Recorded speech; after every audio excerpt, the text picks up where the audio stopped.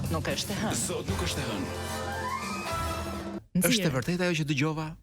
Se unë vi nga shpellë, unë isha një javë në 2 javë sa I bie në shpellë, dola nga shpella dhe dëgjoj që kryeministri kishte thënë mos më votoni mua. Jo, nuk e tha ashtu, po ja, kështu jeni ju. Ai tha. Nuk e ka thënë kështu. Jo, ai tha. O mua o mos dilni fare nga shtëpia. Ja zëk. Po mirë se ai flet me shumë fjali të gjatë. Po ta, si më thon, po ta reduktojmë, si më thon, përmbajtjen është mos më votoni mua. A do të thënë e di që s'po më votoni. Desha të thosha, pse duhet që edhe pikërisht në ditën që nuk duam ta votojmë, pse duhet ai të thotë, ja kam thënë unë. Ua thash unë.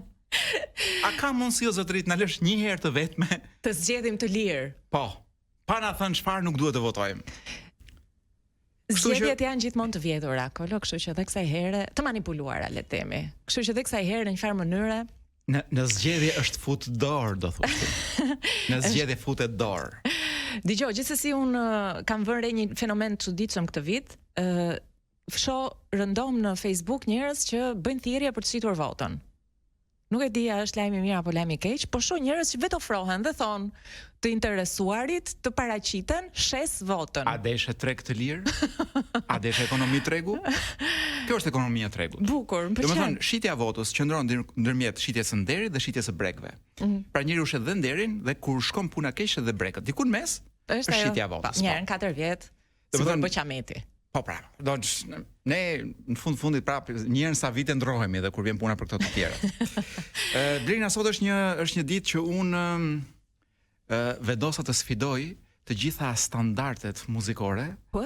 Dhe do të jemi në një ditë në një mbrëmje blues. Shumë mirë për të balancuar pak. Pra do jemi pak shumë blues. Nuk do kemi as ububu, as obobo. Astrali, astrala. Shumë mirë. Do jemi kryesisht blues. Bukur. Do ta hapim me një santan. Do ta hapim? Me një bluzë Bahamas. Do ta hapim me një santan që këndon live, domethënë këndon. I bie qemanes live në një këngë të vjetër të Michael Jacksonit, një këngë pak e njohur, është një Stranger in Moscow. Po pra ta, si më thënë, teriaqit me muzikës. Ore, fol mirë.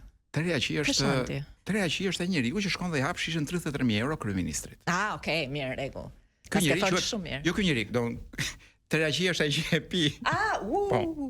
Pra kryeministri në këtë rast është një teriaqi I madh I verës. Po ata që janë teriaqi të muzikës dhe të këtyre Michael Jackson do besoj që do e pëlqejnë, nëse arrin ta kuptojnë që është e njëjta këngë. Për të gjithë teriaqint. Po, Santana.